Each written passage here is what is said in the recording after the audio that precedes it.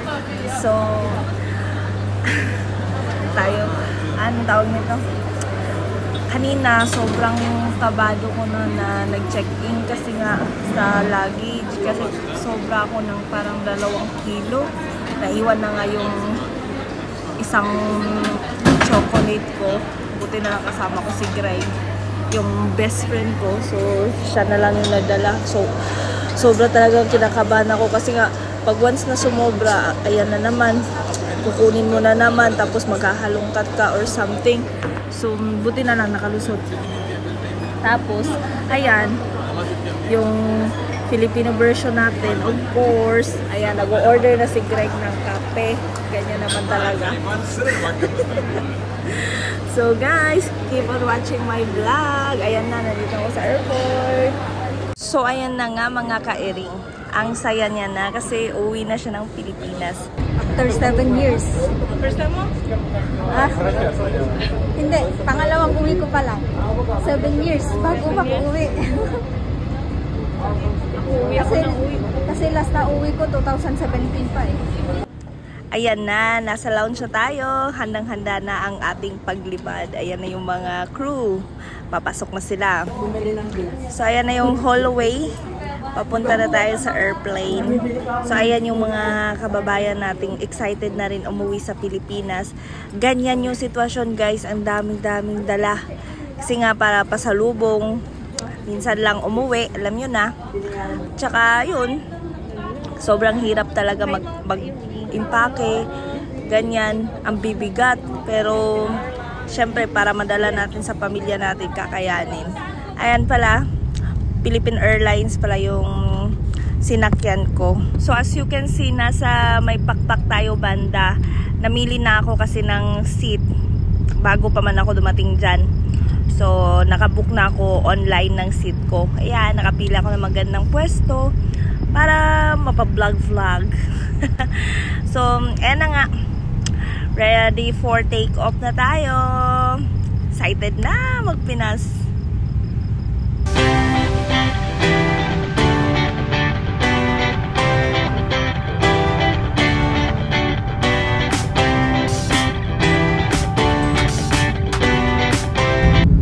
Ayan na talaga mga ka-iring at magti-take off na tayo. And then, gabi siya, diba? So, ayan, makakatulog tayo sa airplane. Medyo mahaba-habang biyahe ito mga ka-iring kasi nga from Dubai to Manila tayo. So, ayun, it takes 8 hours. Ganon yung biyahe. Sobrang, ano niya, layo.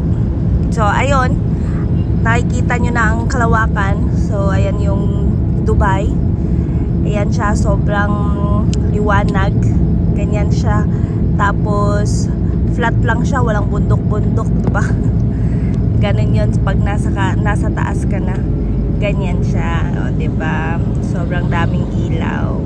So, ayan. Matutulog tayong mahimbing dahil ang haba ng flight na to. At sa pagising natin ay nasa Pilipinas na tayo. Ayan. So, ganyan lang.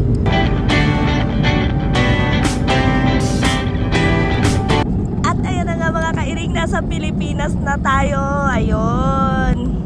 O, diba? Ayan, second flight ko na yan mga ka-iring. Sa ano na yan? Sa Ninoy Aquino International Airport. Papunta na akong Mindanao. So, another 2 hours o 1 hour and 45 minutes yata papuntang Davao. So, Davao International Airport yung destination natin. Akalain nyo yun, sobrang haba, diba? So, sinong hindi maluloka? Tapos, wala. Sobrang pagod mo talaga pagdating mo na sa, sa bahay. So, ayan. Yan yung Manila. Diyan. So, ayan mga ka-iring, lahat ng nakikita nyo dyan ay hindi yan akin. At nakikita ko lang din. So, ayan mga ka-iring, feel ko malapit na talaga ako sa Davao. I'm so excited kasi makikita ko na yung pamilya ko. Yan na! Palapag na tayo! Welcome to Davao International Airport. Ayan na, lapagan na. Diba? So, yun, naghihintay na yung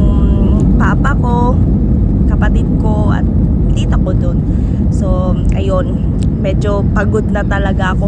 Kung makikita niyo yung itsura ko dyan, hindi ko alam kung itsura pa ba yun talaga. So ayan, makikita ko na sila. Ayan na mga kairing yung kapamilya ko. So diretso na kaming hotel. Wala akong video nung nasa airport kasi wala lang. Basta wala akong video doon. So diretso na kami ng hotel. Nasa Abrisa yan. So yan na sila.